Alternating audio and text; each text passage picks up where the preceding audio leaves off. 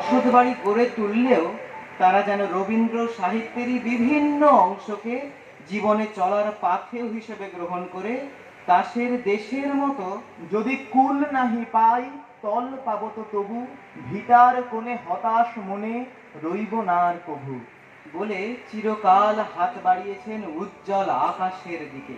তাই তাদের আগ্রহের গণ্ডির ভিতর স্থান পেয়েছে ভাস্কর্য, ব্যঙ্গচিত্র শিল্প, অভিনয়, নৃত্য, এমনকি হোমিওপ্যাথি চিকিৎসা পদ্ধতিও।